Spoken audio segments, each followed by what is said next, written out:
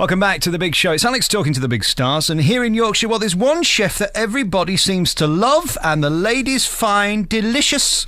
James Martin, how are you? How are you doing? Thanks for my mother for writing that, yeah. Is it nice being you? Because it seems like everybody loves you. Pass. I don't know. I just keep my head down and work, you know what I mean? And I think, I try and do my best, work hard, you know. It's interesting. I mean, just seeing the reaction to the girls in the office. For example, I come in the morning and they don't bother putting any slap on. They turn up, don't bother showering. Already the lipsticks have been out. And I've seen a couple of blokes with lipstick on in there as well. That's often the way, isn't it? How's your life? Because, I mean, you've got this new restaurant opening and this is coming to Leeds. It's a huge, great big thing and a big investment as well over there at the casino. We'll get to that in a bit. And, of course, the biggest problem with a restaurant is you need a good chef because it's like ship without a captain. Without the captain, it's going to crash. Yeah, I mean, you know, at the helm, there's me sort of, you know, certainly pointing it in the right direction. But it's all, you know, you can't do it without a team. It's as simple as that. And whether you're playing football, rugby, whatever you're in, whatever work you're in, it's the team around you. And we are in the process of building that team literally today. So we're building the team. We're interviewing people. I've been up since 4 o'clock this morning, and I do generally interview them. A lot of people think, you know, it's literally you don't get to see me until you get further along. I'm in there and I interview everybody, and I want to know everything about them. And it's great. And what's great about it is we get in such great young team and young staff, and that's really satisfying, you know. I think it's very important that you do care and you are involved, because I've had an incident really with one of these chains by a big celebrity chef, and I think if he knew what was really going on in his restaurant, he'd probably throw himself off the nearest cliff. It just isn't up to standard. Well, the thing about it is that you become too big, I think, and I think, you know, there is potential there to keep opening these restaurants, and then you kind of lose the focus of where it all started and certainly the quality of it. And for me, I've really thought long and hard about opening a restaurant for many years, and this is a sort of a 8-year gap. Although I've had restaurants abroad, but I actually physically cooked in them. You know, I literally went in there. I was in the kitchens at 8 o'clock in the morning, and I was the last table that went out. That was when I left the kitchen to go meet everybody. I'm not. You know, and I do genuinely, I do it for the enjoyment of cooking. You never forget where you've come from, because that's built your career, and I think it's important to never lose sight of that. The question I always ask Gordon Ramsay when I speak to him is, how does he find people who care as much as he does? Because that's not easy, is it? To find people who are going to take the love and joy in every plate. When it's got your own name on it, there's an added pressure. It's not easy, but it's all about you know, teamwork, management, building up a team, you know, and building that sort of, and also I always think that it's giving a little bit, almost taking the reins off. A lot of people think, you know, working in the kitchens, it's all literally, you're all going in the same direction, and to be honest, you can become very blinkered. It's like a racehorse. You're all going in the wrong direction. All going in the same direction, not necessarily in the right direction, but you're all going in the same direction.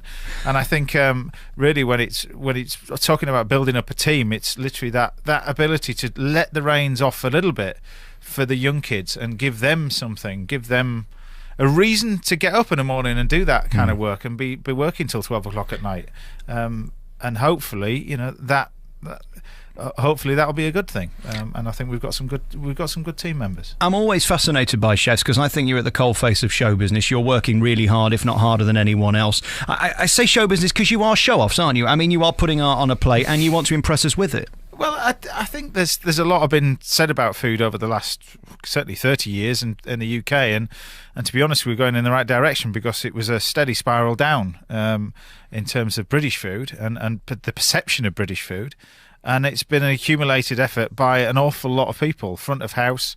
I always say to the guys in the kitchen, the most important guys in this restaurant are not me, they're not you, they're not the front of house, it's the pot washers. You know, they're the first people to get fed, and they're the most looked after person in my kitchen. So it's vital, because it's a teamwork, and everybody, when you're in that, is a team. And I think certainly it shows the amount of work that all these chefs have been doing in the UK to bring the standard of food back up to scratch and back up to a level that it should be.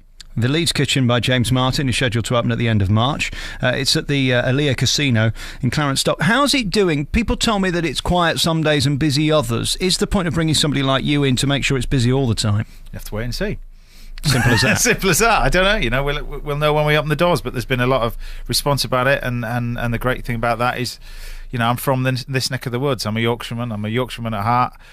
People have been great support to me all through my career in this county, and it was the first place when I wanted to open a restaurant back in the UK. This was the first place I was going to do it. We're going to take a piece of music. We'll come back with James Martin next. We need to talk about Saturday Kitchen. We need to talk about whether it's going to be arty-farty food that looks like art but doesn't fill us up, because Yorkshire people won't stand for that. We'll get back to that next with James Martin. We're back on The Big Show. It's Alex Belfield talking to the stars that everybody seems to like, and James Martin's one of them because of Saturday Kitchen. You're there every Saturday morning, whether it's with Gok One or whoever you're talking to. People seem to be curious now to come on your programme, and that's when you know you've made it, when they want to talk to you. The weird thing was that when we first started a program like that, it was successful. It was doing well for 500,000 people, which is huge viewing figures anyway. Particularly that time in the morning, 10 o'clock on a Saturday morning, which was religiously. I remember for me, been Airwolf and A-Team, and that was about it. And then CBeebies and stuff like that. But now it's just suddenly a huge, great role, and I can't believe the viewing figures that we get. 3.5 million we got last Saturday, 32% share of the audience. The producer texted me last Sunday and said you were the highest rated program over the entire weekend, and you kind of think, what are you doing? You just been you, and I do pinch myself when you've got like Jerry Springer and Jackie Collins sat there at the end of the table, and I'm cooking this chocolate brownie, but I'm supposed to be interviewing you. It's kind of surreal for me, Yorkshireman from a farmhouse in the middle of Yorkshire to be doing that. But I love it. I love the show. I've got great friends who are chefs as well, and it's. I suppose it's kind of the thing is you never lose fact of, which comes back onto what we were talking about earlier. You never lose fact of where you come from. So we call it all the tinsel, but you never forget the tree is the important part of it, and you've got to build up certainly a reputation in the industry that chefs will want to come on your show, and that's what I've hopefully tried to do. And of course you've got the big stars coming on. Does that ever become normal when they know who you are before you've introduced yourself? It's kind of weird, isn't it? What is weird is when they come in and said, we watch the show, I watch it every Saturday. I'm going, have you got anything else better to do? But it is pretty weird. Would you watch you if you weren't hosting it? No, I never watch myself. I never watch myself. No, because it's one thing great about one thing that I love about Yorkshire, and it's just the best place in the world, is that you never get this anywhere else. The honesty of it, and that's what I love about it. And I was on the street, literally just jumping out of the cab on my way here, and this woman sort of passed me, and she's literally on a mobile phone. She hung up on the mobile phone and said, "Hey, lad, you don't look as fat as you do on TV." I was just like, how honest can that be? I think that's just brilliant, absolutely brilliant. So you've got to love the place. Yeah, somebody said to me, they wrote me a lovely letter the other day, and they meant well. They said, you're very good value for the money they're paying you. Oh, well, there you go. Which is a lovely compliment, isn't it, really? Only in Yorkshire, that's yeah, well, at least I know where I stand. You've also got a thing going called The Big Lunch. What's all this about, then? Yeah, it's a great campaign that I've been involved in. The guy who set up the Eden Project is part of lottery funded as well this year. It's in its third year that it's been running, but The Big Lunch is a thing that I wanted to be involved in because it's all about the community. I think we're all to blame, and we've all done this, and we've all probably still do it, where we don't know our next door neighbour, we don't know the people down the street, we haven't got a clue who's living next door to us. So the idea of this project is to, on the 5th of June, to have a big lunch. So people can go online on thebiglunch.com. Literally, they can go online and register and find people in the local area that want to do this. And conversation costs nothing, and that's what I love about this. And people can bring in elements of the food to this lunch, so you can have a lunch in your house, in your garage, whatever you want to do. But it's that conversation thing. That conversation thing can start a ball rolling, be it just meeting people next door that you haven't spoken to for 4 years. I'm guilty of it. I'm sure everybody... I haven't got a clue who my neighbours are. I really haven't. But I'm always nervous. You see, they won't like me, and then they'll know a bit about me, and then I think, oh no, I'll how just do you stay know by until you myself. speak to them? This is the thing. This is the thing that I want I'm to not be... very good with people, though, James. That's the trouble. You can be in the kitchen and just cook it then. Or just serve the wine. It just doesn't matter. But it's all to do with that. And great things happen from people who you can talk to. Obviously, we're in an age now where there's cutbacks and there's everything else. And I just think if we want to get anything done in our local community, getting together, we can cut through all this red tape. I'm the prime example. We've got a playground in our village that's dropping to bits. It's probably about $1,000 to fix. There's 70 houses in the village. Let's all meet and club together and let's do something about it. And rather than going through all this red tape that I have to go through, all the the councils and the all that kind of palaver, just get a guy with a can of paint and let's do it together. You see, the trouble is now, though, there'll be those who'll say, well, hang on a minute, if I start mucking about with the local park, then the council will come down and put a big red wire and all. Yes. And then there'll be those who'll say, well, actually, I can't afford to feed myself, so why am I going to give to the local park? There's always going to be the naysayers, I'm not there? saying that, but I'm saying, that speaking to each other, certainly in a village, doesn't cost anything. I'm not saying, go and paint the goalposts. I'm not saying that at all, but I'm saying at least speak to people next door. There are a lot of people who are infirm, who can't get out, that would willingly love to be a part of a community that, let's be fair, to be honest, 40 years ago, we were all part of that sort of system. We all knew each other. We all knew the people next door. I come from a farmhouse in North Yorkshire. I remember every Sunday we used to sit down and have Sunday lunch, and everybody used to pile in. Next door neighbours, the gardeners, they all used to. Everybody used to pile in, and it was that community thing, and you knew what everybody else was doing. If something needs sorting or somebody needs help, particularly in their village, you'd help them.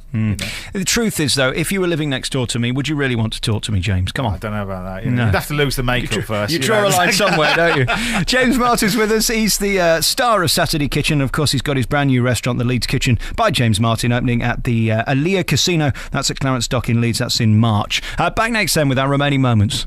We're back on The Big Show talking to James Martin in our remaining moments with the king of cooking right now. Everybody seems to enjoy it. And why I like you is you haven't got your head so far at your backside that we can't follow you. The stuff you do on the telly is stuff I can recreate at home. And I think this is where, I know there's a lot of jokes about Delia, aren't they? When, she says, cook something with couscous and mayo beans from the Outer Hebrides, and you've got a jacket potato in the oven, and that's about the size of it. You've got to be careful, haven't you, that the stuff is relatable. I think where Delia's been very, very clever. She's Delia's honest, you know what I mean? Her books work. She's brilliant. She's absolutely brilliant at what she does. And as chefs, really, certainly in terms of the public eye, we should be emulating her and looking at what she's done, because there's a lot of this sort of shouting and screaming. I've never been really into that sort of stuff. I think people who cook at home want good, honest grub, and they just want. And if things are cheaper elsewhere, then you do something else with that elsewhere. I think trying to teach somebody that the lesser spotted chicken from Mongolia is brilliant because it's bred on corn and it lives in sunlight is fantastic, but you can get what you can afford, and you have to literally try and teach people that hopefully to produce your own food on the plate, and certainly if you're going to eat at home, is better for you than convenience food. And I think that's the way that we should be looking at it. You mentioned earlier about the shouting and screaming side of cooks and chefs these days. Are you very wary that you don't want to become an entertainer and you make sure people know you're a chef? Because that's happened to many of them, where they've gone off into being presenters opposed to chefs. Well, I think you'll see it. Hopefully people will be the judge of that. And I've rotated myself to a lot of weeks in this restaurant, not days, weeks.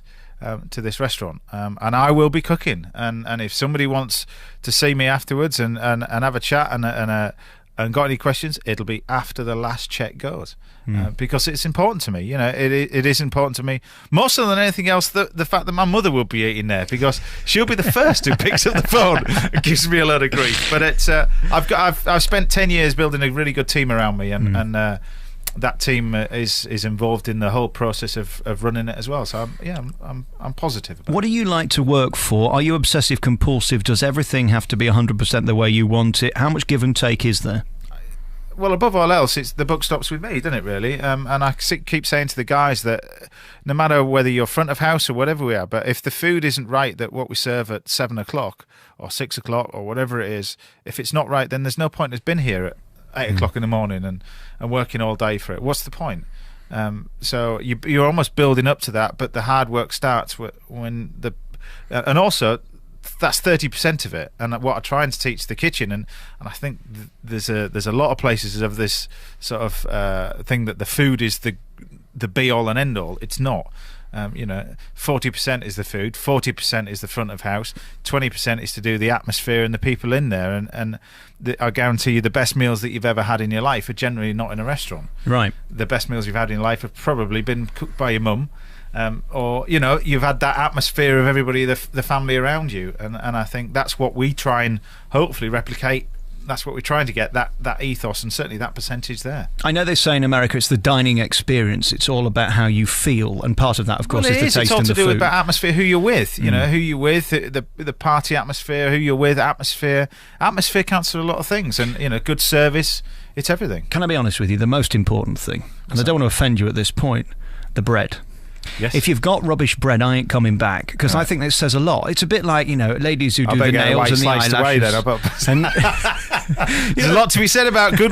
You can't have a bacon sandwich in a fancy loaf. It's got to be proper white sliced bread. Exactly. It is so like meeting a lady and finding out she doesn't shave her legs. I mean, there's stuff going on behind the scenes. You need to get out a lot more. If you think bread is like meeting a lady and she doesn't shave her legs. What bread have we got? Do we get a choice? Do we get free bread? Do we have to buy it? How is it? You have to wait and see. Oh, don't do this to me. You have to wait and see. No, we're meeting. I'm a great believer in you got to, and that's the reason why I'm really looking at different individual suppliers. It's local produce. It's all in the area of around here. And bread's going to be one of it. And I don't think you can employ a baker that is as good as somebody that can do it for a living. Artisan guys are very hard to come across. So if they are around, then you use those to make, because they're going to make bread better than you are. Very good. And my favourite dinner, in fact, as we sit here now in the oven, is my belly pork slowly roasting. So it'll be done about 6 o'clock tonight. Will there be belly pork on the menu? That's a bit fancy. Yeah, there is actually. What do you mean fancy? It's the cheapest meat you can buy. Yeah, well, I was going to say that as well. That was my second thing as well. Was that last for a week or something like that? Yeah, exactly. That's going to keep me going for 3 nights. We have got, we've got slow. I've just literally written the menu a couple of days ago, and we've got a slow roasted shoulder of lamb and a slow roast belly of pork. But we basically slow roast it, shred it all up, put it into a tureen, slice it, pan fry it, and serve it with scallops, deep fried capers, and. I love a bit of scallops. Are you going to be going as far as the foie gras? How high end is it? No, it's proper food. No, it's proper grub. We're hoping people can and have a great meal for £25 a head. It's not Very it's nice. not massive amounts. How many free meals do I get as part of my service here under the public service banner of the BBC to make sure you do the big lunch on the 5th of June? I'm just going to have to knock on all your listeners for you to be cooking. The person who doesn't like to cater for events like that doesn't know your next door neighbour. If you do it, then possibly I might do you. I don't even talk to people in the building, let alone next door to me. Hey, listen. Great to talk to you. Very finally, what is it like being a sex symbol? As you can see, I'm a deeply unattractive man. Nobody could care less whether I come or go, turn up, don't turn up. But I mean, you are a nice bit of trouser for the ladies. How does that feel? That's it. That's the best compliment I've had all day. Thank you very much. But you were up at 4 o'clock and you are exceedingly tired. Yes. So, and there was the lady getting out the cab, wasn't there? Yes, exactly. Who put you in your place. All right, let's do the big laundry list of things we need to promote for you. Saturday Kitchen. What time's that on Saturday? 10 o'clock. Very good. 10 o'clock, I'm always there. I like it when you get those spiky guests, like the Gok ones. You're not quite sure what they're going to say Very next. nerve-wracking. He was brilliant. Absolutely brilliant. Bit of a legend. And it keeps you on your toes, really. And literally, I'm not an interviewer, you see. I'm not good at that sort of stuff. It's the most nerve-wracking thing I've ever done in my entire life. But what I'm so proud of is you dispel the myth that men can't multitask. You're able to cook, think, talk, listen to your earpiece, watch a camera at the same time, and keep up with what your guests are saying. That's not easy, is it? Yeah, but you can get away with saying that. I'm not going to say that, because you'll have a lot of women belting you with, belting you with stuff.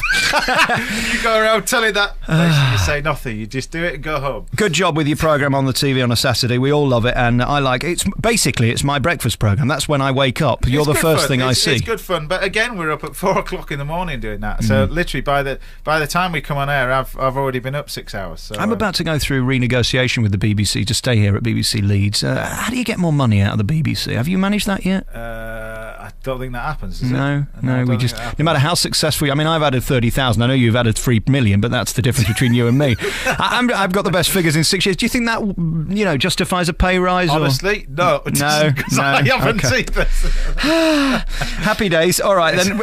Then we've got the Leeds Kitchen by James Martin. It's scheduled to open the end of March. I'll be there at the Alea Casino at Clarence Dock for a free meal. I'm not paying. I think, the least you can do, I've given you a bit of airtime, you can give me a sausage sandwich or something like that. All right. The old Yorkshire saying you get nout for nout. Is that right? Yeah, exactly. Precisely. And the big lunch is taking place in June. You can go to the website, which is www.biglunch.com. That's all. Very nice. James Martin, good to talk to you. I'm James Martin, and you're listening to Alex Belfield, unfortunately.